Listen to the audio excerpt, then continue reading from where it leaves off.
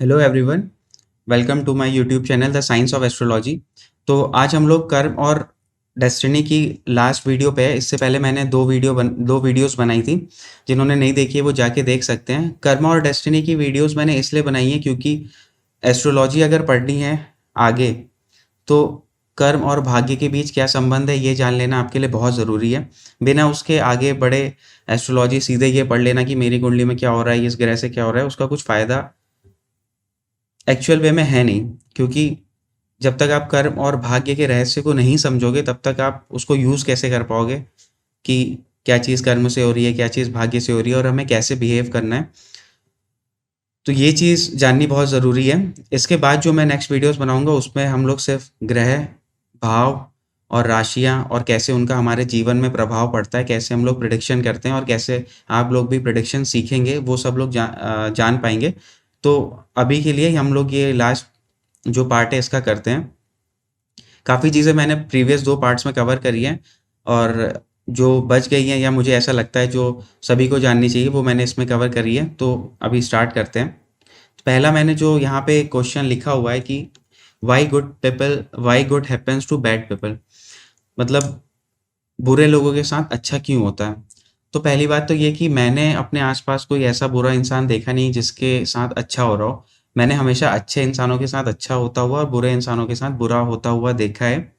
लेकिन यहाँ पे बात लिखी हुई है और बहुत से लोग ऐसे कहते हैं। इवन मैंने कई बार कई लोगों के मुंह से सुना भी है कि यार वो तो, दोस्तों के मुंह से ज़्यादातर सुना है और ऐसी कम्युनिटी के साथ जो यंगर जनरेशन है उनके साथ, तो वो लोग कहते हैं यार वो तो बड़ा बुरा इंसान है या वो कोई नेता है या कुछ ऐसा है या कोई ऐसा गुंडा टाइप का है, यार वो मौज कर रहा है। तो हमारा जो उस समय पर्सपेक्टिव होता है वो माइंड का सिर्फ और सिर्फ उसका ग्लैमर और उसके पैसे को लेकर होता है। ये बात बहुत इंपॉर्टेंट है और समझने वाली है क्योंकि हम लोग जब भी से देखते हैं तो दूसरे का पैसा ही देखकर देखते हैं। उसके जो अंदर की खुशी है उसको हम लोग जान नहीं पाते कि वो कितना खुश है और कितना दुखी है। तो मेन जो ये क्वेश्चन उठता है कि बुरा इंसान खुश है, वो बुरा इंसान खुश आपको सिर्फ पैसे की वजह से लगता है कि उसके पास महंगे कपड़े हैं, महंगी गाड़ी है, महंगे शौक हैं और सब लोग उससे डरते हैं। तो इस तरह की खुशी एक्चुअल खुशी नहीं होती है, वो बहुत छोटे टाइम के लिए होती है। यहाँ पे जो कुछ एग्जांपल्स मैंने आपको स्क्रीन में दे रखे हैं, 5-7 जने हैं उन लोगों के, तो उससे आपको समझ में आएगा कि असली खुशी क्या होती है और कर्म और भाग्य का रहस्य क्या है, उसके और थोड़े से पर्दे खुलेंगे। तो ये वीडियो हम लोग इसीलिए बना रहे हैं और इस पार्ट के साथ आशा है कि आप लोगों को समझ में आ जाएगी कि कर्म और डेस्टिनी कैसे वर्क करती है।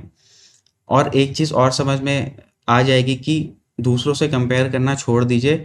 ये बोलना भी छोड़ दीजिए कि बुरे लोगों के साथ अच्छा होता है और अच्छे लोगों के साथ बुरा होता है। अच्छे लोगों के साथ हमेशा अच्छा होता है, बुरे लोगों के साथ हमेशा ही बुरा होता है। अब जैसे यहाँ पे मैंने नोटों की गड्डी इसीलिए लगा रखी है कि ज़्यादातर लोगों का यही मानना होता है, वो लोग इसी हिसाब से देखते हैं, पैसों के हिसाब से, कि उसके पास इतने पैसे हैं तो वो मौज कर रहा है। अब हम लोग पहला एग्जाम्पल ले लेते हैं शाहरुख खान का। जो भी ग्लैमर फील्ड में है, जो भी यूथ है, वो शाहरुख खान की तरह दौलत शोहरत सब पाना चाहता है। लेकिन आप यहाँ पे कर्म और भाग्य की एक बहुत बड़ी बात सीखोगे, इन सभी एग्जाम्पल से सीखोगे।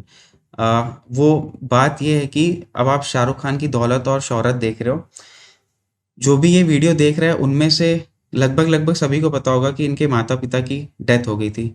तो अभी अगर मैं आपसे कहूँ कि ठीक है, आपके सामने अगर भगवान प्रकट हो जाते हैं या कुछ भी ऐसा हो जाता है या आपके पास कोई ऐसी पावर आ जाती है कि आप कुछ मांगो, तो मैं आपसे कहूँ क्या आप भगवान से ये मांग सकते हो कि आपके पास शाहरुख खान जैसी सारी दौलत और शोहरत आ जाए, लेकिन जैसे उसके पिताजी की डेथ 16 या 17 की एज में हो गई थी, जब ये 16-17 साल के थे, और उनकी मम्मी की डेथ 26-27 साल में हो गई थी। तो वैसे ही क्या अगर आपके साथ घटना हो जाती है अनफॉर्चुनेटली, तो क्या आप उसको मांग लोगे?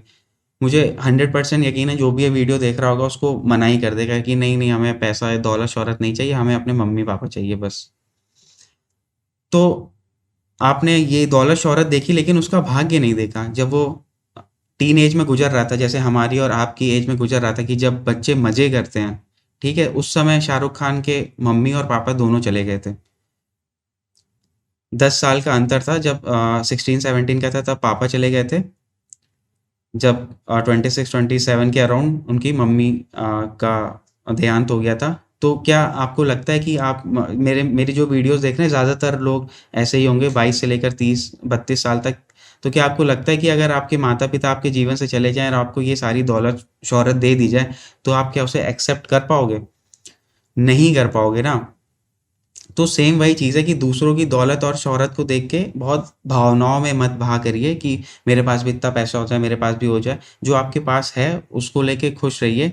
ये इसके माता-पिता, शाहरुख खान के माता-पिता का नहीं होना वो भी उसका भाग्य था। इतनी दौलत-शौलत मिलना वो भी उसका भाग्य था। उस भाग्य के वशीभूत होकर ही, उस भाग्य के कंट्रोल में आकर ही वो इतने काम करता है। 16-16, 18-18, 20-20, 22-22 घंटे काम करता रहता है। कितने लोग हैं जो भी वीडियो देख रहे हैं वो 20-22 घंटे काम करते हैं, 2-2 दिन तक जगे रहते हैं, लेकिन ये करते हैं। स्क्रीन पे आपको ऐसे दिखते हैं लेकिन असली में उनकी आँखें एकदम काली होती हैं, गालों में पूरे रैशेज़ और वो सब आ गए होते हैं, झुर्रियाँ। तो लेकिन इनका भाग्य इनको ऐसे काम करवाता है इसलिए ऐसे काम करते हैं। ठीक है? इनके भाग्य में कितना पैसा ऐसे काम करके आ गया तो इसलिए वो कर रहे हैं। लेकिन क्या अगर आप चाहोगे कि आपको ऐसा भाग्य मिल जाए, आपके माता-पिता चले जाएँ और आपको सारी दौलत-शोहरत आ जाए, तो मुझे नहीं लगता कि कोई भी जो वीडियो को देख रहा होगा वो ऐसा चाहता होगा। इन्होंने कम से कम कुछ नहीं तो 20 से 25 बार अपनी हड्डियाँ तोड़वाई होंगी। कौन ऐसा चाहता है कि भाई मेरी हड्डी टूट जाए? कोई नहीं चाहता है। तो जो कर्म भाग्य के अनुसार चलते हैं और भाग्य भी कर्मों से ही बनता है, ये बात आपको समझ लेनी चाहिए। दूसरों को देखकर जेलस ना हो और उनके कर्म कैसे हैं, उनके भाग्य कैसे हैं, उस पे ध्यान ना देके अपने कर्मों और भाग्यों पर ध्यान दें। सेम बात भुवन बाम के ऊपर भी लागू होती है। आप में से कई लोगों को पता ही होगा हाल ही में अभी मेरे ख़्याल से 1 महीना शायद हुआ है, 1 या डेढ़ 2 महीना, इनके माता-पिता दोनों की एक साथ डेथ हो गई। मतलब कितनी हार्ट ब्रेकिंग वाली बात है। तो ये फ़ोटो सिर्फ़ मैंने इसलिए लगाई है ये बताने के लिए कि लोग दौलत, शोहरत देख के ही कहते हैं कि अच्छे लोगों के साथ तो बुरा होता है। यार वो तो कितना हीरो बन गया, एकदम फ़ेमस हो गया। लेकिन अब उसके साथ जो ट्रेजेडी हुई है, क्या वो ट्रेजेडी आप में से कोई झेलने के लिए तैयार है? मुझे तो नहीं लगता क्योंकि मुझे ऐसे कहते हुए भी अच्छा नहीं लग रहा है कि ऐसी किसी के साथ ऐसी चीज़ें हों। लेकिन कोई आपसे कह दे कि आप 27 साल के हो और आपके मम्मी-पापा दोनों एक साथ आपको छोड़ के चले जाएँ, हमेशा-हमेशा के लिए इस दुनिया से और आपको हम सारी दौलत, शोहरत, सारा नाम, फ़ेम, यूथ में सारी पहचान दे देते हैं, तो क्या आप एक्सेप्ट कर पाओगे? नहीं कर सकते ना एक्सेप्ट सॉरी। तो ये चीज़ें हैं जो उन्हें मिल रहा है वो अपने कर्मों और भाग्य से ही मिल रहा है। तो दूसरों को देख के मोटिवेट हो सकते हो बट दूसरों को देख के डीमोटिवेट होना कि अरे यार उसके पास इतना पैसा है हम उसके जैसे क्यों नहीं है, वो सबसे गलत चीज़ है। उसके बाद आमिर खान की ये सत्यमेव जयते का पोस्टर ये वहाँ पे पहले तो रोया करते थे कि लोग अपनी वाइफ़, अपने पति को छोड़ के चले जा अपनी पत्नियों को छोड़ के लोग छोड़ देते हैं ये वो, तो अब इन्होंने खुद ही छोड़ दी हैं। इनका एग्ज़ाम्पल मैंने इसलिए लिया हुआ है क्योंकि ये जो वाक्य है कि अच्छे लोगों के साथ बुरा होता है, तो इसमें मेरे मेरे साथ जैसे जो मेरे क्लाइंट्स हैं काफ़ी मेजरली गर्ल्स क्लाइंट्स हैं, तो उनके साथ ऐसा बहुत होता है कि वो उनकी अपने हस्बैंड से लड़ाई हो जाती है, तो वो अपने मायके चली जाती हैं या उनके साथ ससुराल में अच्छा नहीं हो रहा होता है, जो भी है मतलब उनके अपने हस्बैंड जो भी होते हैं उनसे नहीं बनती है। तो वो कहती हैं कि सर एकदम लाइफ़ डिप्रेस हो गई है, अब मैं कुछ कर नहीं सकती, मैं सुसाइड कर लूँगी और ये कर लूँगी, वो कर लूँगी। मैं मतलब मैंने सबके साथ अच्छा किया, मेरे साथ सब अच्छा हुआ, मतलब मैंने सबके साथ अच्छा किया, बाकी सब अच्छा चल रहा था, मेरे घर वाले भी ठीक थे, सब कुछ अच्छा थे। फिर मेरे साथ ऐसा बुरा क्यों हो गया कि मेरे पति ने मुझे छोड़ दिया? आपने अभी तक ग्लैमर देख लिया इन सब का ग्लैमर देखा, ठीक है? अब आप एक बार आमिर खान की भी बात याद कर लो जो मतलब जो भी लड़के या लड़की ऐसा कहते हैं कि सर मेरी पत्नी छोड़ के चली गई, मैं तो डिप्रेस हो गया, सर मेरी गर्लफ्रेंड छोड़ के चली गई, मैं तो डिप्रेस हो गया। या बहुत सी लड़कियाँ ऐसी कहती हैं सर मैं सुसाइड कर लूँगी और क्या कहते हैं मेरा पति छोड़ के चला गया, ये वो हो गया। तो तब अब अगर आप आमिर खान को देखो, तो क्या होता है इसने तो 2 शादियाँ कर ली। 2 शादियाँ करी और दोनों छोड़ के चली गई, दोनों से डाइवोर्स ले लिया इसने।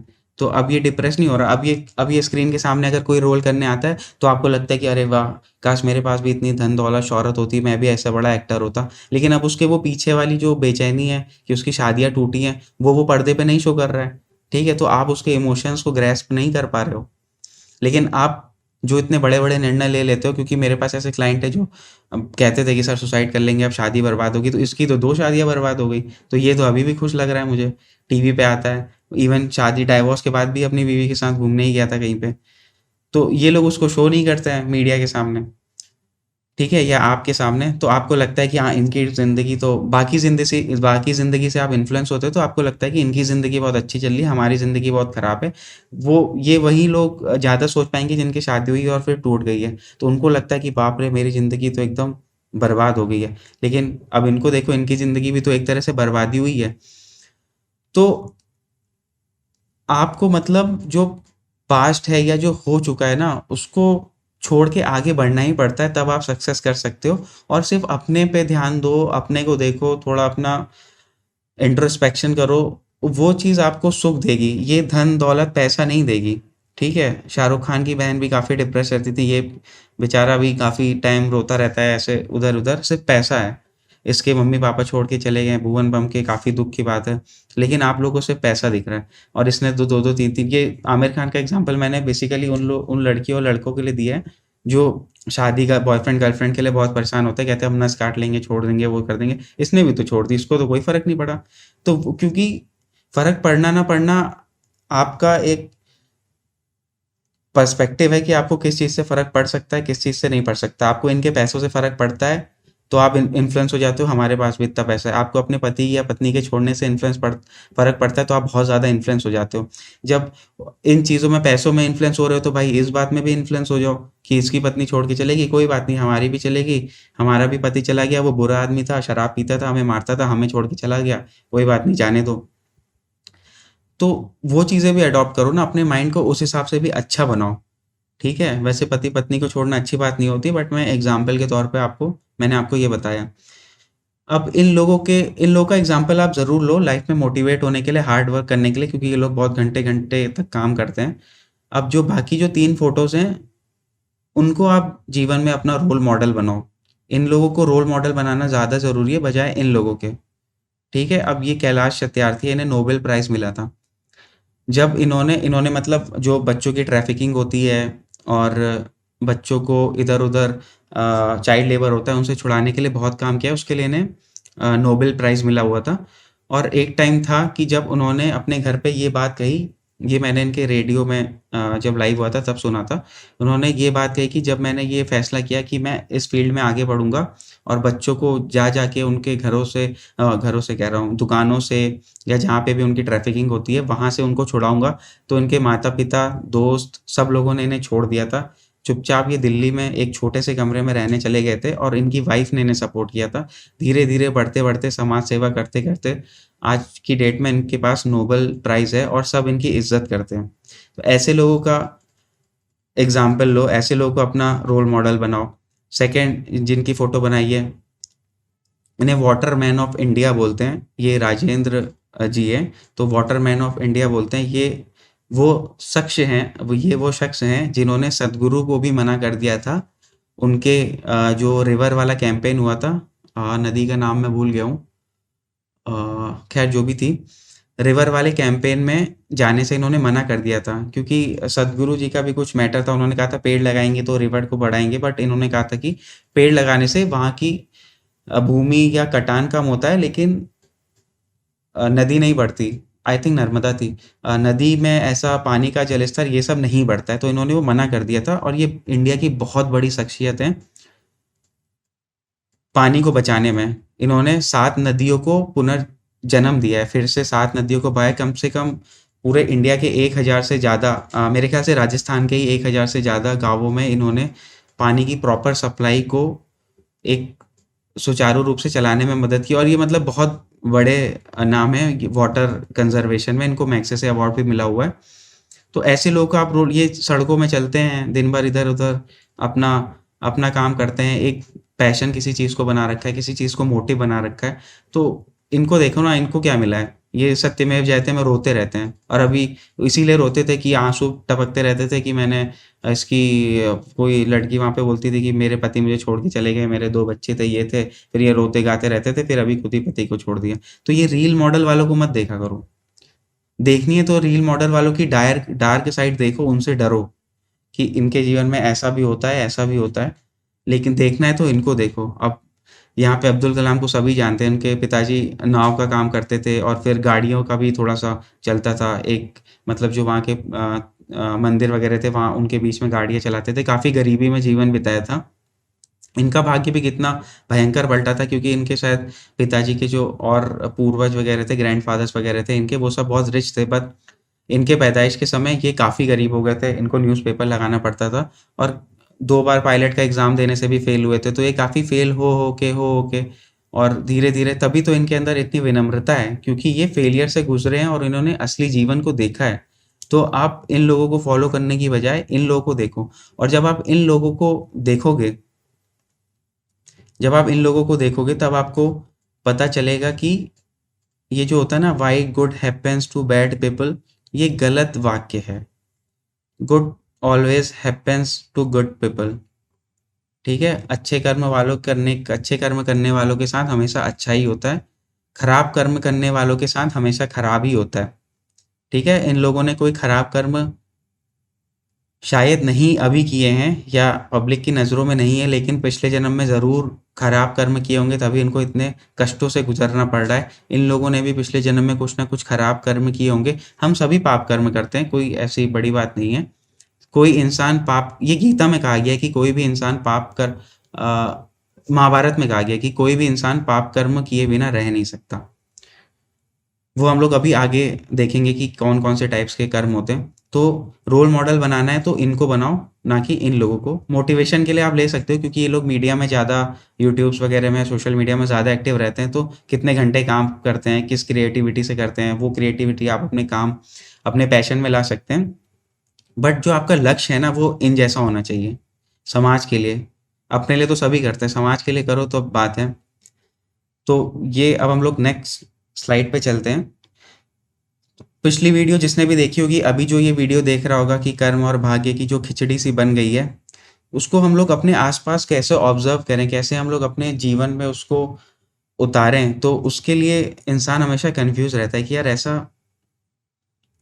क्योंकि जब परेशानी होती है ना, तो इंसान साइकोलॉजिस्ट के पास जाता है, एस्ट्रोलॉजर्स के पास जाता है, लॉयर्स के पास जाता है, डॉक्टर्स के पास जाता है।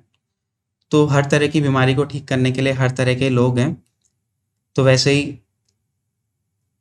अगर आपको भी कोई प्रॉब्लम है अपने आसपास, तो सबसे बेटर ऑप्शन है, या तो आप कृति को देखिए या तो आप प्रकृति को देखिए। कृति मीन्स रचना, जो भी हमारे काव्य या महाकाव्य हैं, आप उनको पढ़िए। जैसे गीता है, महाभारत है, तो उनसे आपको बहुत कुछ सीखने को मिलेगा। और गीता तो, भगवद गीता तो ऐसा है कि मतलब पूरे वेस्टर्न में, अमेरिका हो गया, लंदन वगैरह हो गया, और यूरोप में इतना ज़्यादा लोगों ने उसको फ़ॉलो किया है, क्योंकि उसकी बातें ही इतनी अच्छी हैं। वो आपको, अगर एक बार जो 2-3 बार गीता पढ़ लेता है ना, फिर उसको किसी चीज़ का ऐसा टेंशन नहीं रहता है।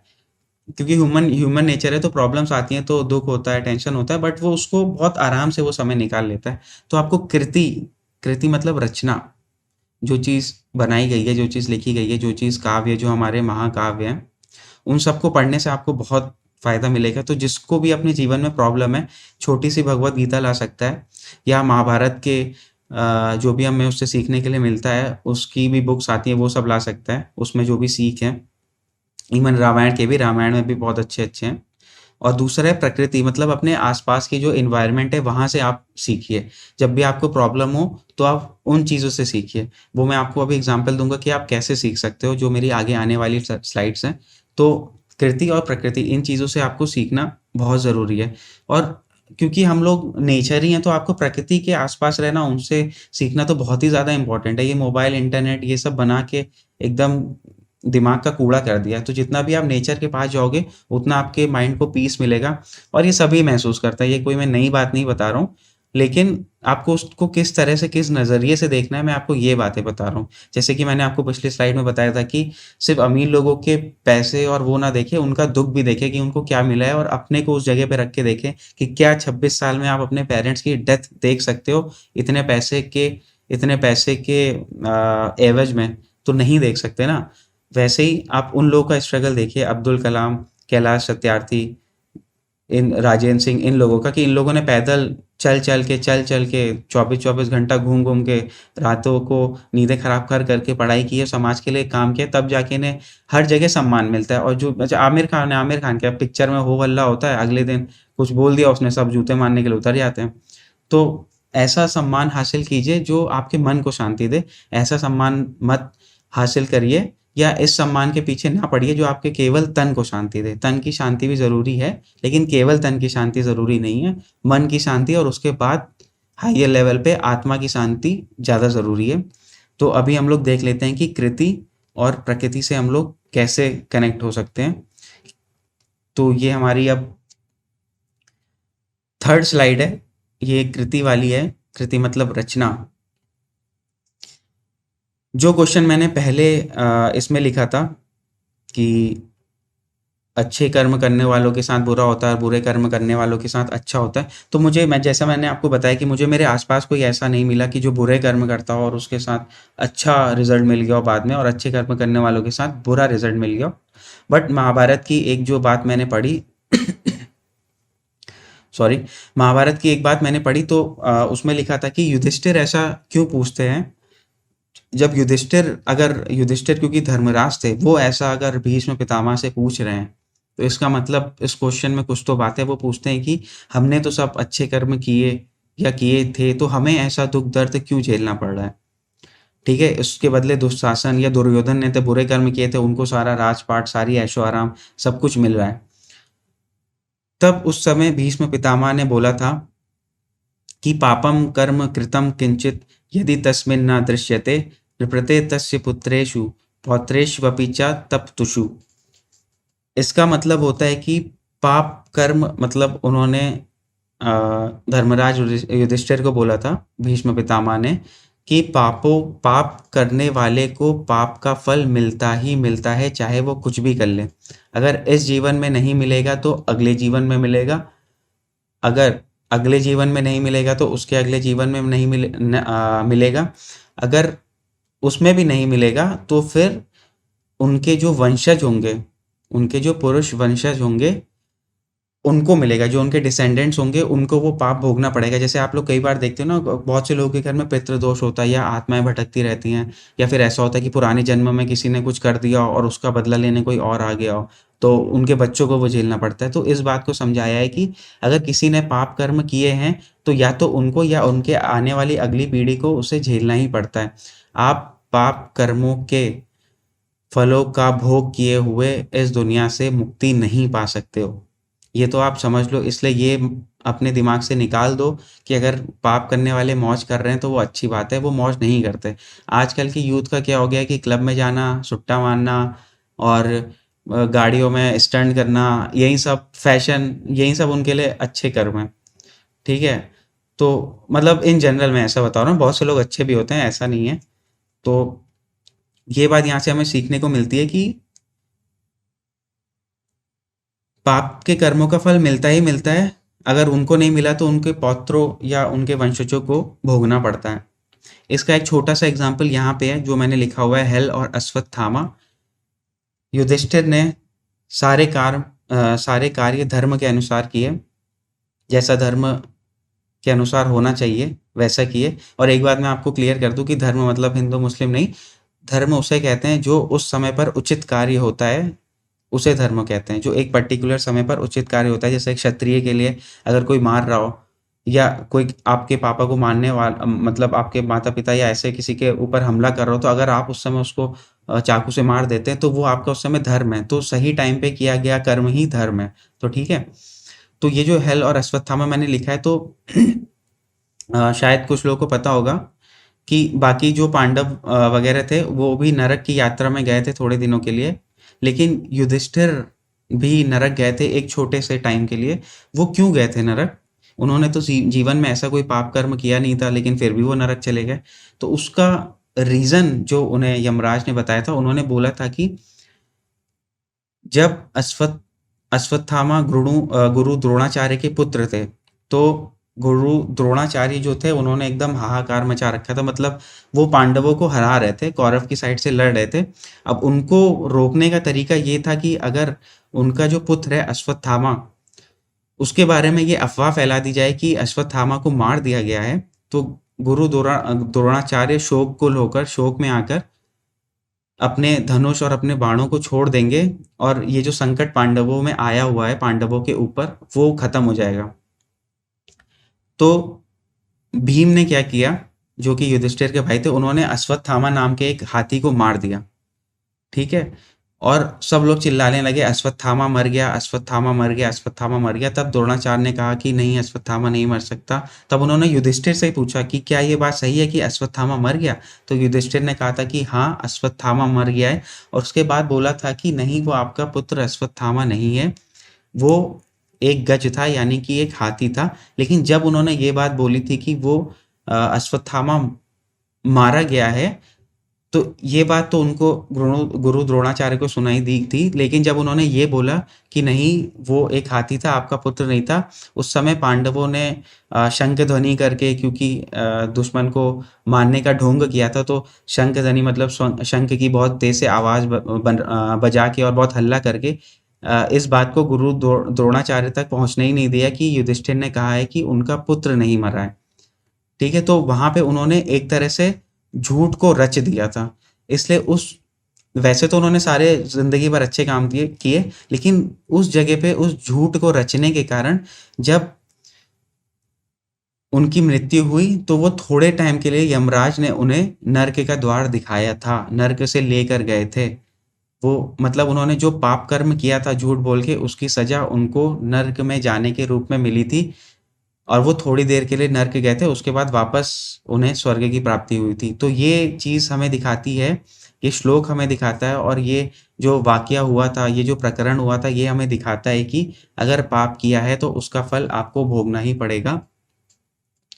क्योंकि मैंने भी मतलब अगर मैंने भी कई लोग ऐसे देखे हैं जिनके पुराने जो एंसेस्टर्स होते हैं, वो कुछ गलत काम करके चले जाते हैं, और उनके आने वाली पीढ़ी बहुत बुरा भुगतती है, और वो तो ऐसा भुगतती है कि उनको पता ही नहीं चलता कि ज़िंदगी में हो क्या रहा है, सब गड़बड़ क्यों हो रहा है।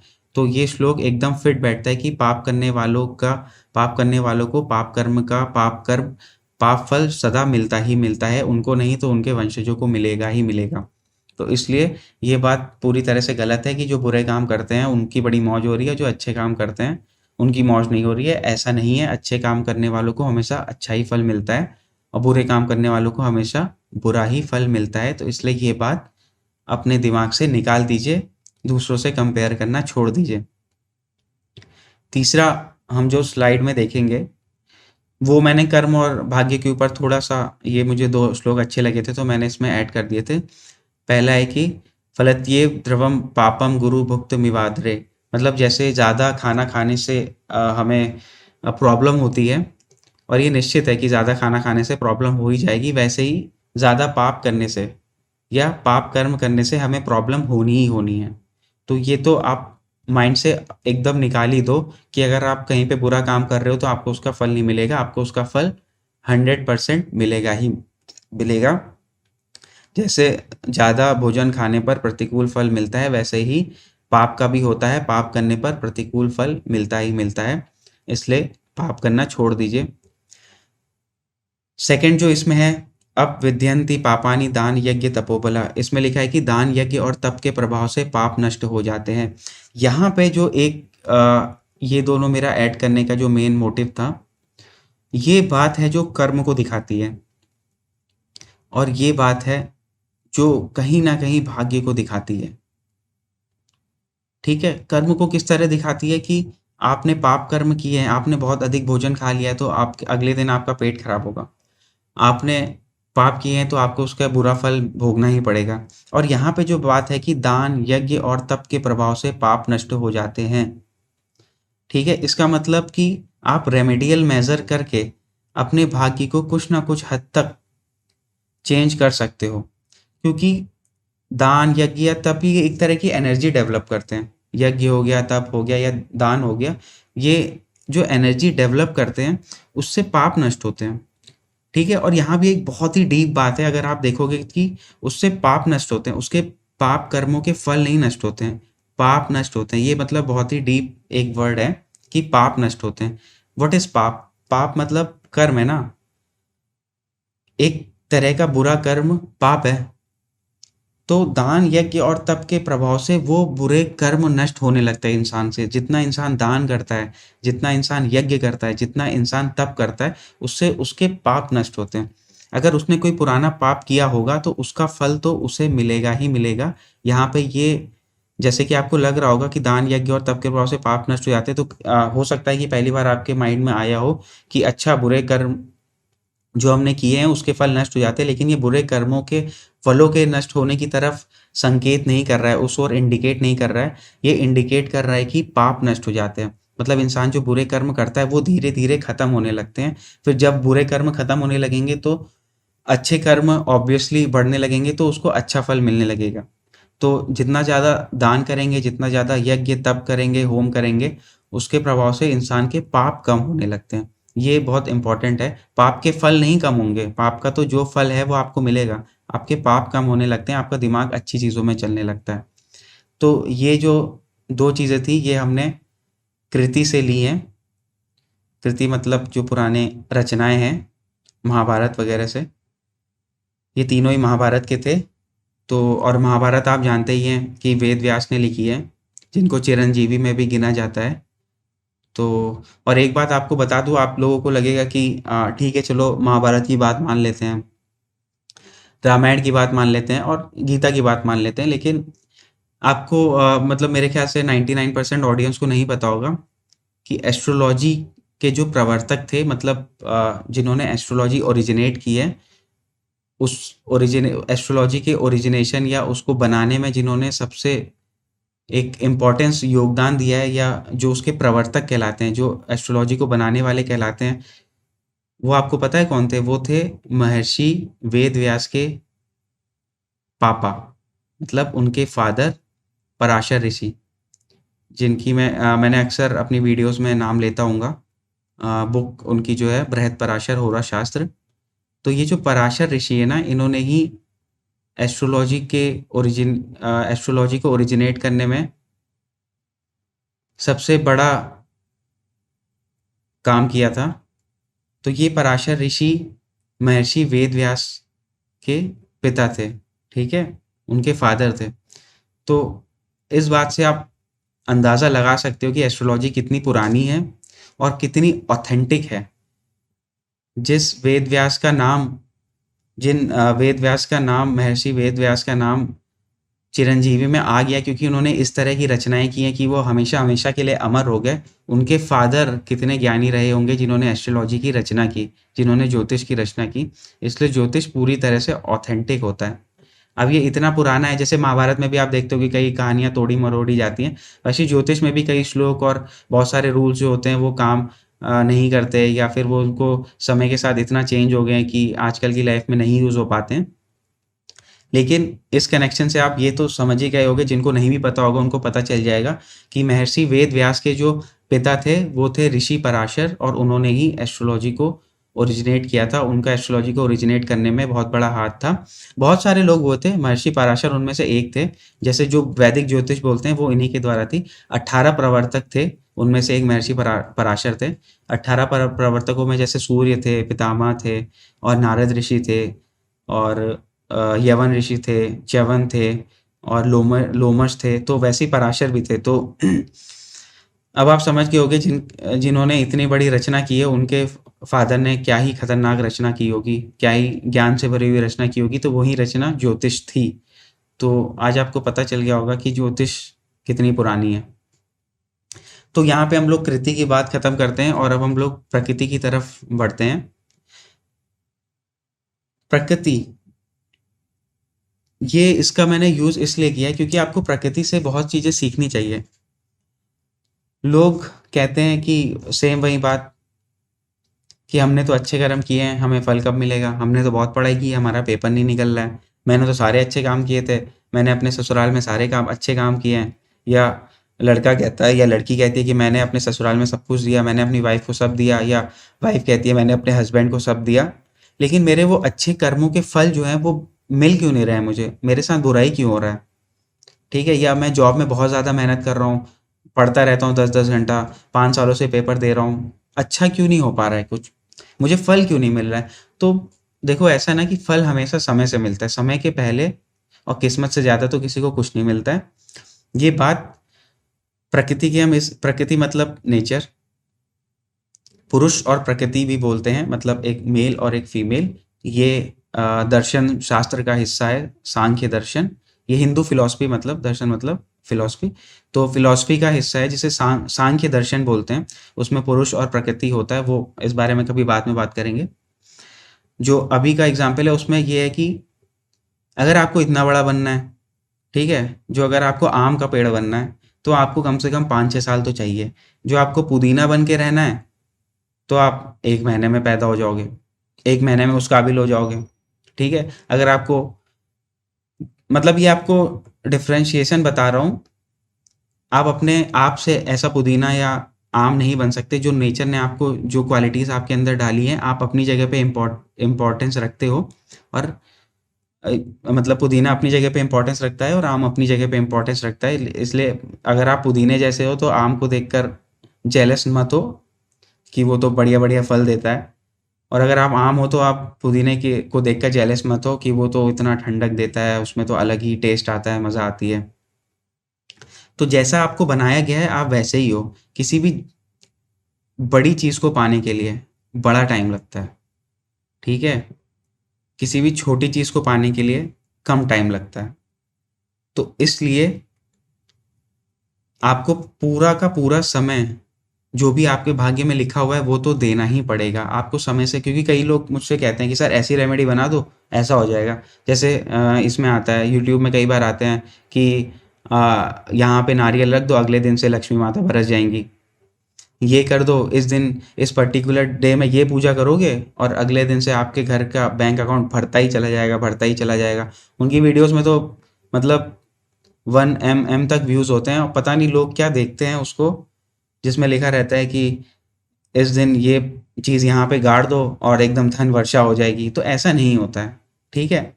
जो इसमें यहाँ पे लिखा हुआ है ना, नहीं पापम कृतम कर्म सद्यः फलति गौरव, मतलब भूमि में बोए गए बीज की भांति पाप भी तुरंत फल नहीं देता है। तो ये तो सिर्फ पाप के लिए कहा गया है। ये इसका मतलब है कि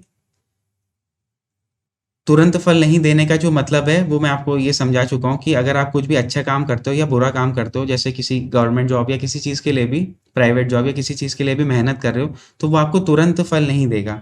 जो बीज बोया जाता है पहले वो बोता है, फिर एनवायरनमेंट के हिसाब से पैदा होता है, फिर उसमें जो जेनेटिक गुण आते हैं उनके हिसाब से वो कोई 5 साल में बड़ा होता है, कोई 10 साल में बड़ा होता है, कोई 10 दिन में बड़ा हो जाता है, कोई 1 महीने में बड़ा हो जाता है। तो उस चीज़ का आपको ख़्याल रखना पड़ेगा।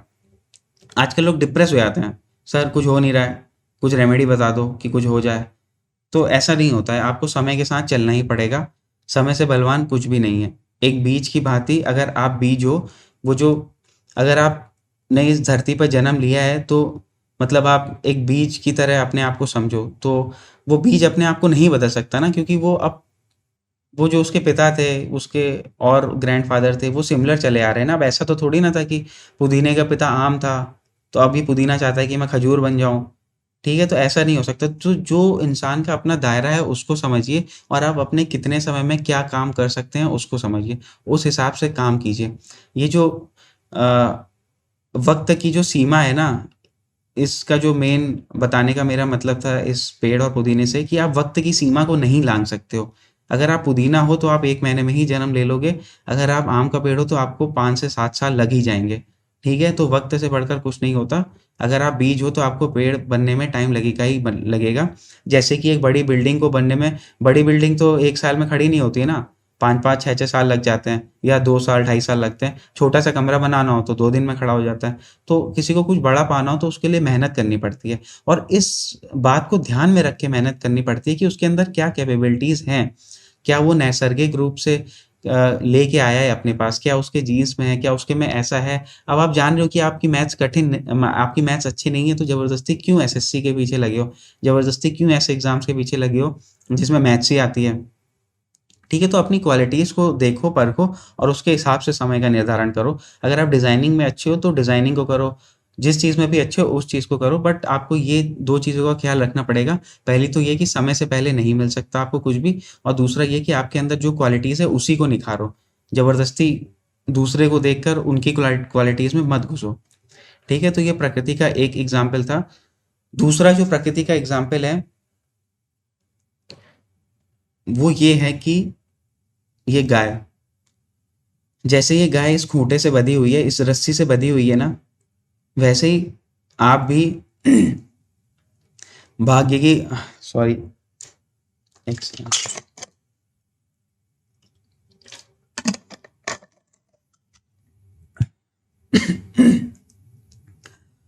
तो जैसे ये गाय इस रस्सी से बंधी हुई है, वैसे ही आप भी भाग्य के समान रस्सी से बंधे हुए हो। ये खूंटा है, ठीक है, इसको आप परमेश्वर मान सकते हो, ये उसने आपको भाग्य दे दिया है, और ये आप गाय हो। तो आप इतने एरिया में जो मर्जी वो करो, ठीक है, जो मर्जी वो करो, लेकिन यहाँ पे आप खाओ पियो कुछ भी करो, बैठो सो, लेकिन जो आपका ये एरिया है ना, ये हमेशा इतना ही रहने वाला है। ठीक है, तो भाग्य से ज़्यादा पाने की इच्छा, इंसान की जो इच्छा होती है ना, भाग्य से ज़्यादा पाने की, वही इंसान को बर्बाद करती है। भगवान ने भी कहा है कि संसार में दुख का कारण इंसान की इच्छाएं ही हैं। मेरे कई सारे ऐसे फ्रेंड हैं जो 4-4 5-5 लाख रुपए महीना कमाते हैं, महीना, फिर भी वो खुश नहीं रहते। उनका फ़ोन आएगा, भाई बता दो यार कब पैसे बढ़ेंगे, बता दो यार कब पैसे बढ़ेंगे। तो ये चीज़ नहीं होनी चाहिए। आपके अंदर एक ना एक टाइम पे सैचुरेशन लेवल आना ही चाहिए, तभी आप ज़िंदगी में खुश रह सकते हो। आपको ये पता ही होना चाहिए कि आपकी डोर कितनी लंबी है। उस डोर से बाहर खींचोगे तो आपके गर्दन में फिर बल पड़ेगा, गर्दन में ज़ोर लगेगा तो आपको कष्ट होगा। तो इस दायरे के अंदर रहना बहुत ज़रूरी है, और ये दायरा आपको पता होना चाहिए। इंसान को एक एज के बाद उसका दायरा पता होता है। ये सब चीज़ें बड़े लोगों को पता रहती हैं, बट आजकल का जो यूथ है ना, उन लोगों को काफ़ी दिक्कत होती है। वो लोग दूसरे को बहुत जल्दी इन्फ्लुएंस हो जाते हैं। जो आज का यूथ है वो बहुत जल्दी इन्फ्लुएंस होता है कि ये कर देंगे वो कर देंगे, लेकिन उसको अपने भाग्य का जो दायरा है ना वो समझना ही पड़ेगा। भाग्य और समय से बढ़कर कुछ नहीं होता है। ठीक है, सेकंड जो एग्जाम्पल है वो है शेर का और हिरन का। अगर आप सुबह उठे हो और दूसरे को देख रहे हो कि उसने इतना पैसा कमा लिया, अब वो राजा बन गया है, ठीक है, तो आप खाली सोच ही रहे हो, आप कुछ कर नहीं रहे हो। अब देखो ये जो एग्जाम्पल है इसमें क्या दिया है, इसमें एक हिरन है, हिरन नहीं है, बारहसिंगा है। इसमें एक बारहसिंगा है और एक चीता है। भले ही ये पावरफुल है और ये कम पावरफुल है, लेकिन खाने की तलाश के लिए दोनों को रोज सुबह उठ के भागना ही पड़ता है। ठीक है, ये एक बहुत बड़ा सच है जिंदगी का। आप किसी भी लेवल पे हो, आप चाहे ठेला लगाते हो, आप चाहे दुकान चलाते हो, आप चाहे साइकिल रिपेयरिंग करते हो, आप चाहे बैंक में काम करते हो, आप चाहे आईएएस हो, आपको सुबह उठ के भागना ही पड़ेगा अपने कर्म को करने के लिए। आप कर्म को टाल नहीं सकते हो। ठीक है, अब एक ठेला लगाने वाला आईएएस को देखकर ये सोचे कि ये तो भैया लाल बत्ती से उतर रहा है, मैं क्यों नहीं उतरूं, मेरी किस्मत ऐसे क्यों है। तो भाई अगर आप बारहसिंगा के रूप में जन्म लिया है आपने, तो इस चीते का शिकार तो आपको बनना ही पड़ेगा, ये आपकी नियति है। ठीक है, लेकिन उस चीज़ को सोच सोच कर कि मैं चीता क्यों नहीं हूँ, मैं चीता क्यों नहीं हूँ, उस चीज़ को सोच सोच कर अपनी ज़िंदगी बर्बाद कर लेना, ये बहुत बुरी बात है। कई बार लोग ऐसा मैसेज करते हैं कि सर मुझे भी तरक्की पानी है, मैं डिप्रेस हो गया हूँ, मेरी 5, मतलब ऐसे-ऐसे भी लोग हैं मेरे पास जिनके पास सब कुछ है, पता नहीं क्यों डिप्रेस है, वो दूसरों को देख के डिप्रेस हो जाते हैं। उसके पास कोठी है, भले ही उसके पास 5 कमरे का, 10 कमरे का, 2-2 मकान हो, लेकिन वो दूसरे को देखता है उसके पास कोठी है, बीएमडब्ल्यू है, अब मुझे भी वैसे ही बनना है, तो फिर वो परेशान होता है। तो वो एक ठेली वाले की तरह, जैसे ही वो आईएएस को उतरता हुआ देखता है, तो वो फिर उसको परेशानी होने लगती है, ये अरे यार ये राजा है, ये वो है। तो आप अगर ठेली वाले हो तो उस लेवल पे ही काम करो, आप अगर आईएएस हो तो उस लेवल पे ही काम करो। प्रकृति ने आपको ये दिया हुआ है, या भाग्य ने आपको ये दिया हुआ है कि आप बारहसिंगा के रूप में जन्म लोगे और किसी जंगली जानवर के हाथों से पिटोगे या शिकार बनोगे, तो वो तो आपकी नियति है। ठीक है, वो आपको एक्सेप्ट करना ही पड़ेगा। आजकल की लाइफ में इंसान के अंदर एक्सेप्टेंस बहुत कम हो गया। ये तो मैंने बहुत ज़्यादा देखा है कि इंसान एक्सेप्ट ही नहीं करना चाहता कि उसके आसपास जो हो रहा है, उसके मतलब उसके पास कुछ बुरा हो जाता है, वो उसको एक्सेप्ट ही नहीं कर पाता है। मतलब किसी किसी लड़की ने ब्लॉक कर दिया, सर लड़की ने ब्लॉक कर दिया, ये क्या बात हुई? अब ब्लॉक कर दिया, एक्सेप्ट करो, आगे बढ़ो। फेल हो गए, सर फेल हो गए, सर कुछ करिए, सर बता दीजिए, कुछ तो रेमेडी बता दीजिए। यार उसको एक्सेप्ट तो करो, अपने फेलियर्स को एक्सेप्ट तो करो। तो प्रकृति से हमें सीखना है कि हमें चीज़ों को एक्सेप्ट करना पड़ता है। पेड़ होता है, वो एक टाइम के बाद उसकी पत्तियाँ झड़ जाती हैं, अब वो मतलब उसने एक्सेप्ट कर रखा है ना कि ऐसा होगा, फिर ऐसा हो जाएगा। एक्सेप्टेंस एक बहुत बड़ी चीज़ है। अगर आपने चीज़ों को एक्सेप्ट करना सीख लिया लाइफ में, तो आप मतलब आधा आधा क्या, आपका 80% डिप्रेशन पूरी तरह से खत्म हो जाएगा। ये मैं लोगों को बोलता हूँ कि आप एक्सेप्ट करना सीखो। सिचुएशन को एक्सेप्ट जब तक नहीं करोगे, तब तक आप उससे आगे नहीं बढ़ पाओगे। ठीक है? और ये एक्सेप्टेंस के ऊपर ही ये जो श्लोक लिखा हुआ है, ये पूरा श्लोक एक्सेप्टेंस के ऊपर है। जातस्य हि ध्रुवो मृत्युर्ध्रुवम् जन्ममृतस्य च तस्मादर परिहार्ये अर्थे न त्वं शोचितुर्मर्हसि। इस श्लोक का ये मतलब है, ये गीता का श्लोक है।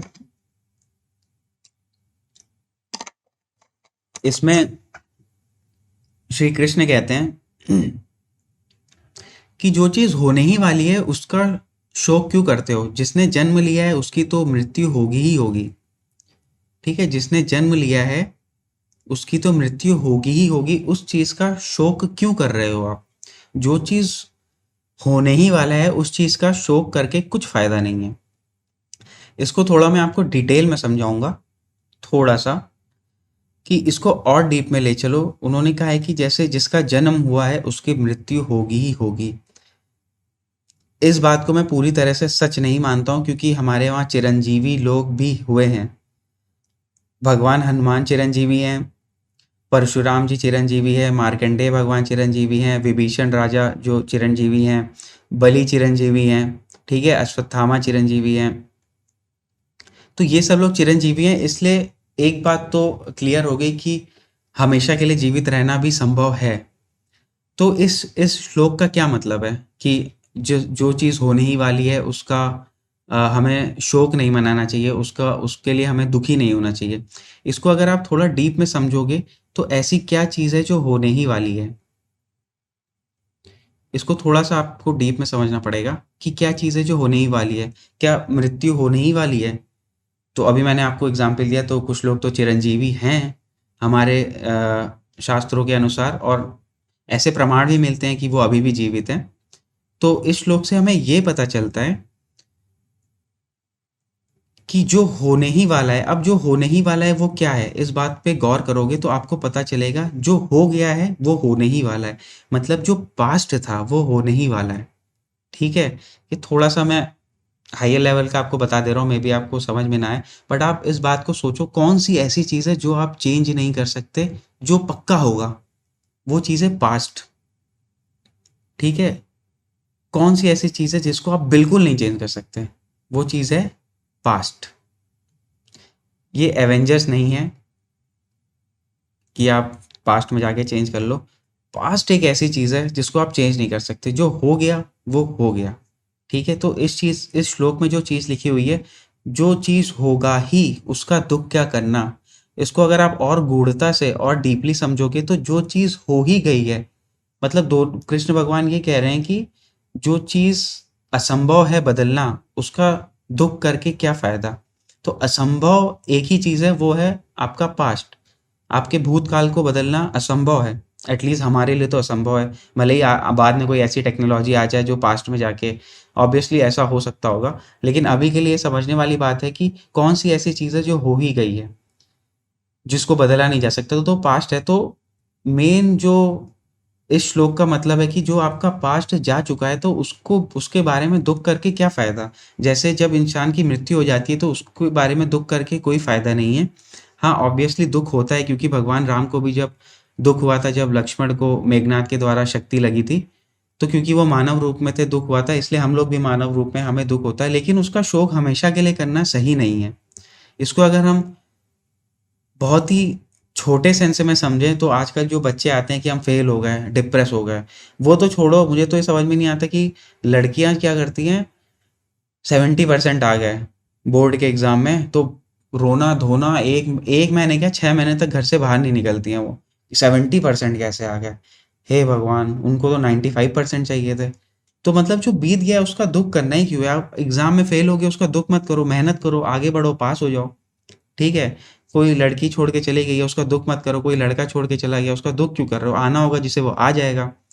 आपका पति या आपकी पत्नी बहुत खराब थी, ठीक है? आपके माता-पिता का कहना नहीं मानती थी, आपके साथ लड़ाई हो जाती थी, संबंध अच्छे नहीं थे, तो उनको छोड़ के अब आगे बढ़ो ना, उन पे टिके मत रहो। इस श्लोक का यही मतलब है। जो इन यहाँ पे भगवान श्री कृष्ण ने मृत्यु का एग्ज़ाम्पल दिया है कि जो मृत्यु होनी है वो तो जिसका जन्म हुआ है वो निश्चित ही है, तो मृत्यु को लेके आप ऐसा शोक क्यों कर रहे हो? तो ये चीज़ आपकी इस पास्ट पे भी लागू होती है, तो कि पास्ट में जो चीज़ हो गई उसको लेके शोक नहीं करना है, तो इस बात को आप समझो। ये आज के यूथ के लिए बहुत इम्पोर्टेंट बात है कि जो हो गया है ना उसको आप नहीं चेंज कर सकते तो आप उसको छोड़ दो। लोग फ़ोन कर करके मैसेज कर करके सर चली गई 2-2 घंटा रोते हैं। लिटरली मेरे को एक का मैसेज आया था वो आधा घंटा रो रहा था, सर चली गई मैं क्या करूँ? मैं तो बर्बाद हो गया, ये हो गया, वो हो गया। मैंने कहा हे भगवान! ज़रा-ज़रा से लड़के हैं और पता नहीं ज़िंदगी में क्या चाहते हैं। ख़ैर इस बात से आपको ये सीखना है कि आपको एक भाग्य का बंधन दिया गया है, जो आपका नेचर ने आपको एनवायरनमेंट प्रदान किया है उसके हिसाब से आपको कर्म करना है। इधर-उधर की नहीं देखनी है और दूसरा जो हो गया है आपके साथ उसका शोक आपको नहीं करना है। अच्छे कर्म आगे करने हैं। अगर बुरे कर्म हुए भी हैं तो उसका पश्चाताप कर लेंगे तो वो बेहतर होगा। ठीक है? तो इसके साथ ये कृति और प्रकृति का जो स्लाइड्स हैं वो सब खत्म हो गई हैं। अब यहाँ पे एक छोटी-सी बात ये थोड़ी-सी लंबी वीडियो हो गई है क्योंकि ये लास्ट वीडियो है और मैं इसके बाद ग्रह वगैरह ही शुरू करना चाहता था। बहुत कर्म और भाग्य पे हो गया है। मेरे ख़्याल से जिसको समझ में आया होगा, ऑब्वियसली काफ़ी लोगों को आया होगा, तो वो उसको अपने जीवन पे लागू कर पाएँगे। अब यहाँ पे क्या होता है ना, जीवन में कोई भी चीज़ लागू करने के लिए नियम बहुत ज़रूरी होते हैं, कानून बहुत ज़रूरी होते हैं, जो कि आजकल एकदम ज़िंदगी से ख़त्म हो चले हैं लोगों के। तो लॉज़ का होना ज़िंदगी में बहुत ज़रूरी है। अगर नियम नहीं होंगे तो इधर-उधर गाड़ियाँ चलेंगी, रास्ते में भिड़ जाएँगी। नियम नहीं होगा तो जो समुद्र पे जहाज़ चलते हैं, वो सब अपना रास्ता भटक जाएँगे। नियम नहीं होगा जो सैटेलाइट्स हैं वो सब अपना रास्ता भटक जाएँगी, ठीक है? नियम नहीं होगा, ना खाने का नियम होगा तो अब आपकी हेल्थ खराब हो जाएगी। तो अगर नियम नहीं होगा तो सब चीज़ खराब हो जाएगा। तो नियम के अनुसार ही चलता है, ठीक है सब कुछ। इवन ये मैं आपको नियम इसलिए समझा रहा हूँ क्योंकि ये जो हम लोग भाग्य और कर्म की बातें करते हैं, यहाँ पे सिर्फ़ और सिर्फ़ समय का नियम चलता है। काल से बड़ा किसी का नियम नहीं है और इवन जो ज्योतिष लोग जैसे हम लोग एस्ट्रोलॉजर्स हैं, तो हमें भी एक नियम में बँधना पड़ता है, ठीक है? नॉन-वेज नहीं खाना और बुरे कर्म नहीं करना, झूठ नहीं बोलना। तो जब तक आप किसी नियम, किसी समय का पालन नहीं करेंगे, तो वो समय आपको अच्छे रिज़ल्ट्स कैसे देगा? और हम लोगों के लिए एक बहुत अच्छी बात कही गई है, जो आप लोगों को भी समझनी चाहिए कि फलानि ग्रहचारेण सूचयन्ति मनीषिणः को वक्ता तारतम्यस्य तमेकं वेदसं विना। मतलब कि जो ज्योतिष लोग भी होते हैं, जो ज्योतिषी होते हैं, वो ग्रह क्या करने वाला है, इसकी सूचना ही दे सकते हैं। ज्योतिष लोग भी समय के इस बंधन में बंधे हुए हैं कि समय आगे जाके कब बदल जाएगा, उसकी एग्ज़ैक्ट भविष्यवाणी करना उनके लिए बहुत मुश्किल होता है। ऑलमोस्ट ना के बराबर होता है, वो आपको रास्ता दिखा सकते हैं, वो सूचना दे सकते हैं। जैसे कि अगर आपको कला के क्षेत्र में जाना है, तो ये बोल देंगे कि आपको कला के क्षेत्र में जाना है। ठीक है? अब वो ये नहीं बता पाएँगे कि आप स्टेज आर्टिस्ट बन जाओगे या सड़क पे कुछ करने लग जाओगे या पोल डांसर बन जाओगे, ठीक है? या टीवी में काम करोगे या फ़िल्मों में काम करने लग जाओगे। वो ये बता सकते हैं कि ठीक है आप आर्टिस्ट बन जाओ, आप मतलब एक परफ़ॉर्मिंग आर्ट्स वाले आर्टिस्ट बन जाओगे। तो उनकी भी एक सीमा होती है और वो ग्रहचारिणी सूचयन्ति मतलब कि जो ज्योतिषी होता है वो केवल एक सूचना दे सकता है कि ये चीज़ें हो सकती हैं। असली में क्या होने वाला है वो सिर्फ़ भगवान बता सकते हैं, वो सिर्फ़ भगवान को पता रहता है। ये श्लोक मैंने यहाँ पे इसलिए बताया क्योंकि एक तो आपको पता होना चाहिए कि हमारी भी एक लिमिट होती है, क्योंकि कई बार लोग इतना भयंकर एक्सपेक्ट करते हैं एस्ट्रोलॉजर से कि मैं मतलब सरप्राइज़ हो जाता हूँ। लोग ऐसे क्वेश्चन पूछते हैं कि सर अगर मतलब मेरे से वाक़ई किसी ने पूछा था कि सर अगर मैं शादी करता हूँ, क्योंकि शायद उनकी कुंडली में शादी टूटने का योग था, तो उन्होंने मेरे से पूछा कि सर अगर मैं शादी करता हूँ और मेरी शादी टूट जाती है, तो मेरी बीवी की शादी पहले होगी या मेरी शादी पहले होगी? बाप रे! ये क्वेश्चन इतना माइंड ब्लॉगलिंग था कि मुझे समझ ही में नहीं आया कि मैं क्या बोलूँ? क्योंकि हमारी हमारी भी एक लिमिट है ना, हर चीज़ का एक नियम है, हर चीज़ का एक लॉ है, हम भी उस लिमिट को पार नहीं कर सकते हैं, ठीक है? तो इस बात को जो कंसल्टेशन लेने जाते हैं या जो पूछते हैं चीज़ें, उनको भी समझना पड़ेगा कि एस्ट्रोलॉजर्स का भी कुछ लिमिटेशंस है उसके पास। वो आपको किसी चीज़ को पॉइंट कर सकता है कि हाँ ठीक है, वो चीज़ रंगीन दिख रही है, ठीक है? वो रंगीन, वो कुछ हरा-सा है, कुछ पीला-सा है, एग्ज़ैक्टली बताने के लिए उसके पास ये कैपेबिलिटी नहीं है, ठीक है? इवन जो चलो मैं आगे आपको बताऊँगा भृगु संहिता के बारे में। भृगु संहिता के बारे में खैर मैं चलो इसमें नहीं बताता हूँ, ये बहुत वीडियो लॉन्ग हो जाएगी। बस इतना बता देता हूँ कि भृगु संहिता भृगु ऋषि ने लिखी हुई थी, और उसमें जिसकी वो कुंडली वगैरह मैच कर जाती है, तो उसमें उसका सारा पास्ट पता चल जाता है और सब कुछ सही होता है। लेकिन भृगु संहिता में भी जो फ्यूचर होता है ना, वो कई बार गलत हो जाता है, क्योंकि एस्ट्रोलॉजर्स को भी ये लिमिटेशन दी गई है कि आप किसी के पाथ की ओर इंडिकेट कर सकते हो, एग्जैक्ट फ्यूचर बताना आपके लिए पॉसिबल नहीं है। बहुत से एस्ट्रोलॉजर बता पाते हैं, लेकिन ये जो मैंने लाइन बोली है कि बहुत से एस्ट्रोलॉजर बता पाते हैं, इसके पीछे एक छोटी लाइन और भी छुपी हुई है। बहुत से एस्ट्रोलॉजर ज़रूर बता पाते हैं, लेकिन वो हर बार नहीं बता पाते हैं, ठीक है? 10 में से शायद 4 बार, 5 बार या 6 बार बता पाएँगे। 10 में से 10 बार वो आपको नहीं बता सकते कि यही होगा, क्योंकि अगेन उनकी भी लिमिटेशंस होती है, इसलिए। तो आपको नियम, कानून को मानना ही पड़ेगा, जो कि भगवान ने बनाए हुए हैं। भाग्य को आपको मानना ही पड़ेगा। अब हम लोग जल्दी-जल्दी भाग्य के जो टाइप देख लेते हैं। भाग्य जो होता है वो जिस तरह से हम लोग करते हैं उसको 3 तरह से बाँटा गया है। एक कायक, मतलब कि जो हम लोग अपने शरीर से काम करते हैं, अपनी बॉडी से, काया से, ये कायक वर्ड काया से बना हुआ है, जो अपनी काया अपनी बॉडी से काम करते हैं, शारीरिक जो हम लोग मेहनत या कर्म करते हैं वो। दूसरा वाचक, जो कि हम लोग बोल के कर्म करते हैं, ठीक है? और तीसरा मानसिक, जो कि हम लोग मन में सोच के कर्म करते हैं। तो 3 तरह के कर्म होते हैं। करने की कैटेगरी में कि कैसे करते हैं, ठीक है? तो इतने तरह के कर्म हैं, तो इंसान पाप कर्म तो करेगा ही करेगा, ठीक है? तो ये बताने का यहाँ पे इन चीज़ को इंक्लूड करने का मेरा ये मोटिव था कि आप ये जान लो कि इतने तरह से आपको पहले, अगर जैसे बहुत से लोग होते हैं ना कि सर मोक्ष के बारे में कुछ बताओ, तो भाई पहले एक तो शरीर के तौर पे आप अच्छे काम करो, बोल कर अच्छे काम करो, मन से अच्छे काम सोचो। अगर आप किसी के बारे में बुरा सोच रहे हो तो वो भी बुरा कर्म ही है। तो उस बुरा कर्म के भी आपको बुरे फल भोगने पड़ेंगे, और उस बुरे फल को भोगने के लिए भी आपको फिर से जन्म लेना पड़ेगा। इसीलिए जो लोग मोक्ष की प्राप्ति करते हैं ना, वो आपने देखा होगा चुपचाप एकांत में जाके कहीं गुफाओं में, कहीं मंदिरों में, कोई नहीं जानता, 5-5, 10-10, 15, 20-20 सालों तक वो सिर्फ़ पूजा करते हैं, किसी के टच में नहीं आते, क्योंकि वो अपने हर तरह के कर्मों से मुक्त होना चाहते हैं, ठीक है? वो सिर्फ़ अपने शरीर, अपनी वाणी और अपने मन को सिर्फ़ परमेश्वर से जोड़ना चाहते हैं, तभी वो उन लोगों का मुक्ति का मार्ग प्रशस्त होता है, ठीक है? अदरवाइज़ अगर आप समाज में रहोगे तो आप तो कभी न कभी आप पाप कर्म करोगे ही, और आपको फिर से जन्म लेना ही पड़ेगा। तो ये 3 टाइप्स होते हैं बोल के, शरीर से और मन से कर्म करने के लिए। अब इसमें ना डिफरेंशिएट करना बहुत मुश्किल है कि कौन-सा हमने कर्म किया है। ये मैंने यहाँ पे लिखा हुआ है, किम कर्मेति कवयो अप्यत्र मोहितः। यह कहना बहुत कठिन है कि क्या कर्म है और क्या अकर्म है। बड़े-बड़े सिद्ध पुरुष भी यह नहीं बता सकते। तो मैं तो आपको नहीं बता सकता हूँ कि, क्योंकि भगवान श्री कृष्ण ने खुद ही गीता में ऐसा कहा है कि बड़े-बड़े जब सिद्ध पुरुष नहीं बता सकते कि क्या कर्म है और क्या कर्म नहीं है। देखा जाए तो जैसा कि यहाँ पे लिखा हुआ है कि बोल के, सोच के और शरीर से कर्म होता है, तो शारीरिक कर्म तो सभी लोग जानते हैं, बोल के भी कर्म करते हैं, जैसा कि मैं अभी ये काम कर रहा हूँ।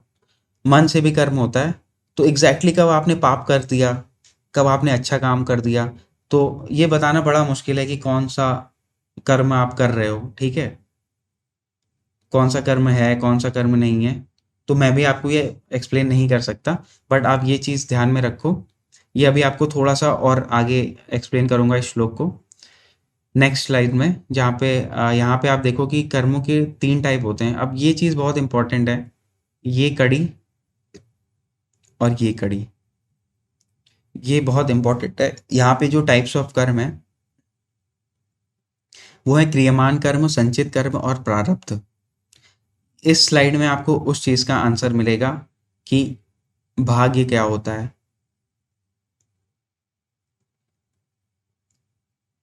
ठीक है?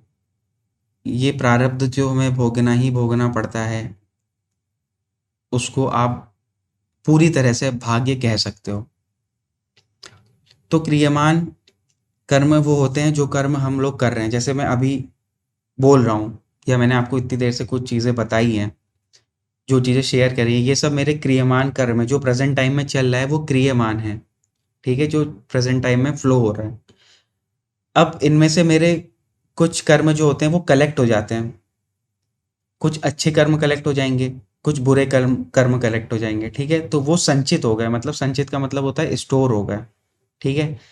अब वो जैसे मैंने कर्म किए होंगे उस हिसाब से मुझे फल मिलेगा। अब इन जो संचित कर्मों का फल है, वो इंसान को भोगना ही भोगना होता है। तो वो जो इंसान को भोगना ही भोगना पड़ता है, उसको हम लोग प्रारब्ध बोलते हैं। मतलब उसको हम लोग क्या, प्रारब्ध ही बोलते हैं। तो संचित कर्मों के जो फल होते हैं उसको नेक्स्ट जन्म में या इस जन्म में भोगना ही पड़ता है, ठीक है? आप किसी को थप्पड़ मार दो, उधर से थप्पड़ पड़ गया तो आपको कर्मों का फल तुरंत मिल गया। आपने किसी को गोली मार दी, फिर आप भाग गए, टहलते रहे इधर उधर, फिर आपने नेक्स्ट जन्म लिया, उस जन्म में किसी दूसरे ने आपको गोली मार दी, तो वो कर्मों का फल आपको नेक्स्ट जन्म में मिला। तो ये चीज़ बहुत इंपॉर्टेंट है। जो चीज़ पूछते हैं जो लोग पूछते हैं कि हम तो अच्छे काम करते हैं, हमें बुरा फल क्यों मिलता है, तो वो आपके जो क्रियमान कर्म आपने पिछले जन्म में किए थे और वो संचित हो गए, स्टोर हो गए, उनका फल मिलना आपको बाकी था प्रारब्ध के रूप में, तो वो आपको मिलेगा, ठीक है? उसी को हम लोग भाग्य बोलते हैं, कर्मों के फल को। The output of karmas is called भाग्य, क्या, डेस्टिनी। तो इस प्रारब्ध को तो कोई टाल नहीं सकता है। अब ये क्रियमान और प्रारब्ध के बीच में एक छोटी सी कर्मों की और कैटेगरीज है, वो है ये मैं हिंदी में टाइप नहीं कर पा रहा था, इसलिए मैंने खाली शॉर्ट फॉर्म में लिख दिया। ये है दृढ़ कर्म, ये है अदृढ़ कर्म और ये है दृढ़ादृढ़ कर्म। ये कर्मों का इस श्लोक से ज़्यादा क्या कहते हैं, रिलेशन है, जो कि ये दृढ़ कर्म है। तो दृढ़ कर्म का मतलब होता है कि ऐसे कर्म जो पक्के हैं, जो हमें एकदम पक्का करने हैं, हम उन्हें चेंज नहीं कर सकते हो, ठीक है? जैसे आपका कोई बेटा होना है, तो आपने ये बेटा या बेटी होना है, तो आपने उस बेटा या बेटी के होने के लिए कुछ कर्म किए हैं, ठीक है? तो वो आपको करने ही करने थे, आप उन्हें अवॉइड नहीं कर सकते। जो प्रारब्ध के रूप में आए थे, जो आपका भाग्य बन के आए थे, तो उसको आप अवॉइड नहीं कर सकते। तो ये दृढ़ कर्म है। दृढ़ दृढ़ मतलब रिजिड, इंग्लिश में रिजिड। दूसरा आता है कि अदृढ़ कर्म, जो मतलब आपकी इच्छा पे डिपेंड होते हैं। अब जैसे अभी मैं ये वीडियो रोक दूँ तो वो मेरी मर्जी है, ठीक है ना? उसके बाद तीसरा मतलब इस पे आपका पूरा कंट्रोल होता है। तीसरा आता है दृढ़ादृढ़।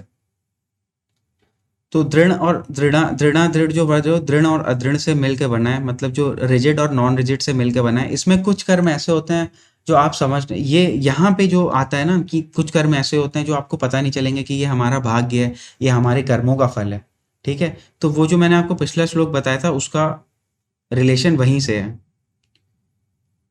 कि यह कहना बहुत कठिन है कि क्या कर्म है और क्या अकर्म है। बड़े बड़े सिद्ध पुरुष भी यह नहीं बता सकते। मतलब आप इस जब कैटेगरी में आ जाओगे, इन दोनों के बीच में ये कैटेगरी फॉल करती है, फर्स्ट और थर्ड के, क्रियमान और प्रारब्ध के, मतलब जो आप कर रहे हो आप नहीं समझ पाओगे। जब श्री कृष्ण ने ऐसा बोल दिया कि बड़े बड़े महापुरुष नहीं बता सकते कि ये जो क्रियमान और प्रारब्ध के बीच का जो गैप है, मतलब जो आप जो कर्म कर रहे हो, उसमें से कितना हिस्सा आपके भाग्य का है और कितना हिस्सा नया है, ठीक है? ये आप नहीं बता सकते हो। तो ये जब वो बोल रहे हैं कि नहीं बता सकते हो, तो मैं तो कौन ही होता हूँ बताने वाला।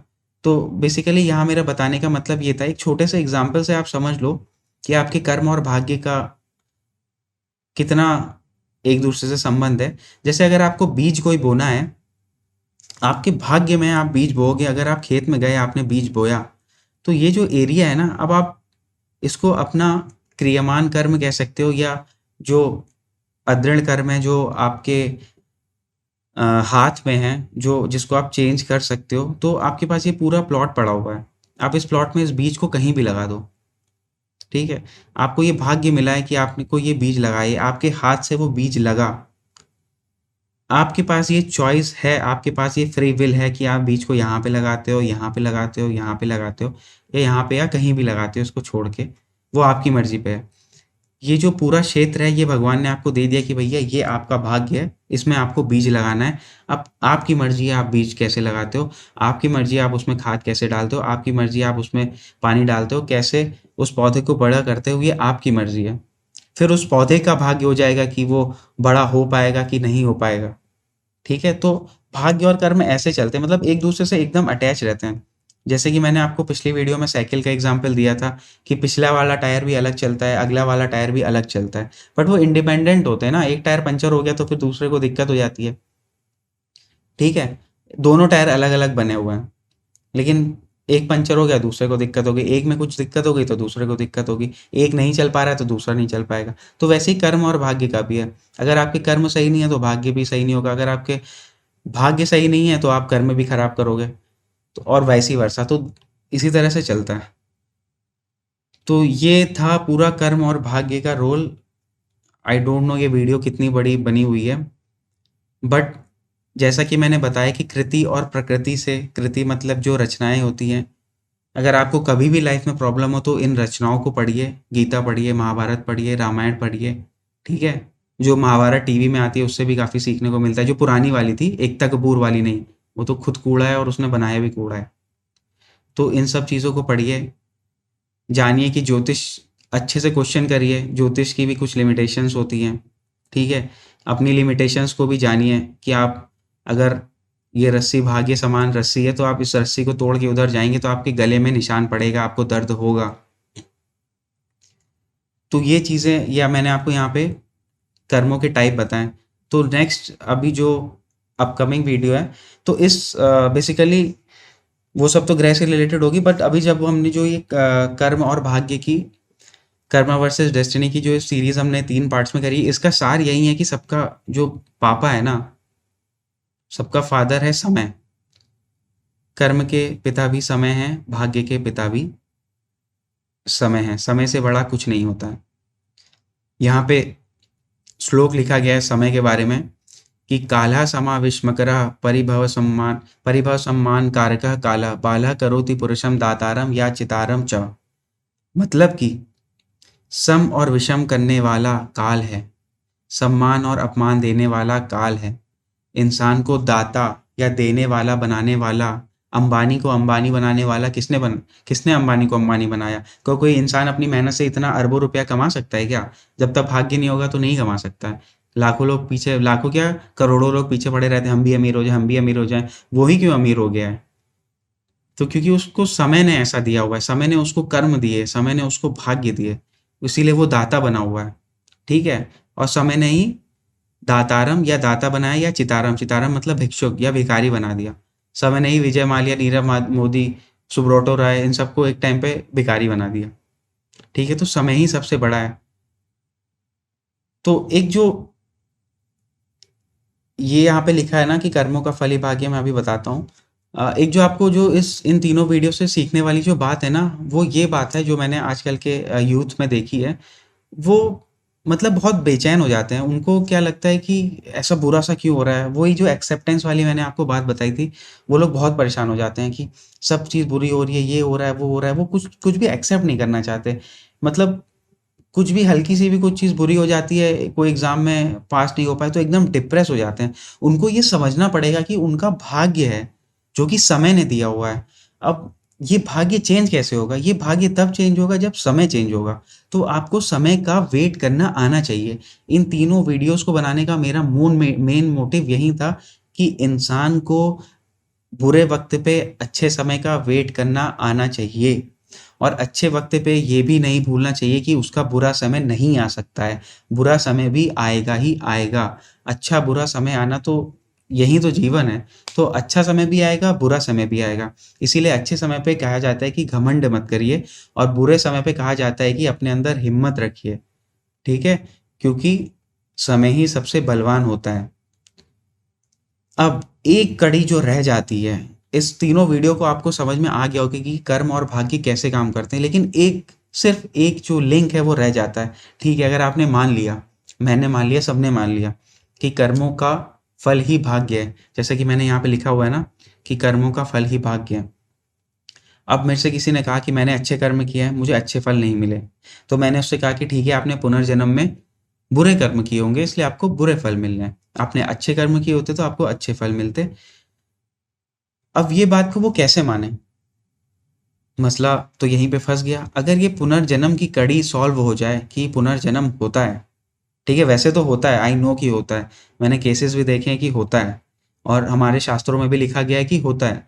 भगवान भी बार-बार अवतार लेते हैं, उन्हें भी अपने पिछले अवतार पता रहते हैं, ठीक है? बहुत से लोगों के ऐसे इंसिडेंट्स आए हैं कि उनको पिछले जन्म का याद रहता है, इसलिए पुनर्जन्म तो होता है, लेकिन बहुत से लोग नहीं मानते हैं, ठीक है? तो जो भी मैंने आपको चीज़ें बताई है कि कर्मों का फल मिलता है, इस जन्म में नहीं मिलेगा, जैसे भीष्म पितामह ने युधिष्ठिर को बोला था कि इस जन्म में नहीं मिलेगा, तो नेक्स्ट जन्म में मिलेगा। तो ये तो आपको पता होगा कि कर्मों का फल ही भाग्य है, जैसे कर्म करोगे वैसे ही भाग्य आपका बनेगा। अब इस जन्म में आपका भाग्य खराब है, पिछले जन्म के कर्मों या उससे पिछले जन्म के कर्मों के लिए। तो अगर ये बात प्रूफ हो जाए कि पुनर्जन्म होता है, तब तो इस संसार में ये डेफ़िनेट हो जाएगा कि अच्छे कर्म करके अच्छा फल मिलता है और बुरे कर्म करके बुरा फल मिलता है।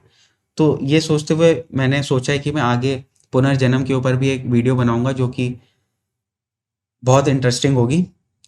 तो आप लोग वो वीडियो भी ज़रूर देखिएगा। अभी नेक्स्ट वीडियो से हम लोग ग्रह के बारे में पढ़ेंगे और मेरे ख़्याल से मैं नेक्स्ट वीडियो ये बनाऊँगा कि एस्ट्रोलॉजी कितने टाइप्स की होती है। तो अब हम लोग सीधे डायरेक्ट जंप करेंगे एस्ट्रोलॉजी में। एस्ट्रोलॉजी कितने टाइप्स की होती है, फिर धीरे-धीरे ग्रहों को पढ़ेंगे और आपको वो चीज़ें बहुत इंटरेस्टिंग लगेंगी क्योंकि यूट्यूब वगैरह में शायद ये नहीं है कि एस्ट्रोलॉजी कितने टाइप्स की होती है क्योंकि कई लोगों को पता ही नहीं रहता है। वो हर चीज़ जाके सर ये भी बता दो, ये भी बता दो, ये भी बता दो। उन्हें यही नहीं पता रहता कि भैया कम से कम 10-15 साल पढ़ोगे तब जाके एस्ट्रोलॉजी आती है। इतने ज़्यादा टाइप्स की होती है, इतने तरह-तरह की होती है और आपको बहुत सरप्राइज़ भी होगा कि कुछ-कुछ एस्ट्रोलॉजी के पार्ट्स ऐसे होते हैं जो एग्ज़ैक्ट ये बता देगी कि आपके पास्ट में ऐसा हुआ था, ऐसा हुआ था, ऐसा हुआ था। वो फ्यूचर नहीं बता पाएगी। जैसे अभी मैंने आपको बताया भृगु संहिता है।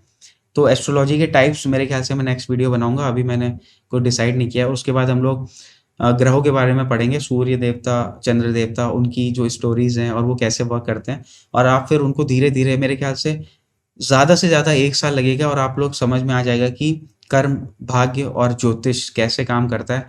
पूरी साइंटिफ़िक तरीके से मैं उसे समझाने की कोशिश करूँगा। तो होपफुली आपको अगर पसंद आया होगा तो आप सब्सक्राइब भी करेंगे और शेयर भी करेंगे। अभी के लिए मैं इस वीडियो को ख़त्म करता हूँ। Thank you so much. नमस्कार टू एवरीवन। सभी का जीवन सुखमय हो। पैसों को देख के पैसों के पीछे मत भागिए। अपना काम करिए, अच्छा काम करिए और अपना भाग्य बनाइए। दूसरों से कंपेयर करना छोड़ दीजिए, ठीक है? और इस बात का ध्यान रखिए कि समय सबसे बलवान होता है। समय वो हर ज़ख्म भर देता है, जो कोई और नहीं भर पाता है। तो इसी के साथ अब मैं ये वीडियो बंद करता हूँ। सभी को गुड बाय, टेक केयर।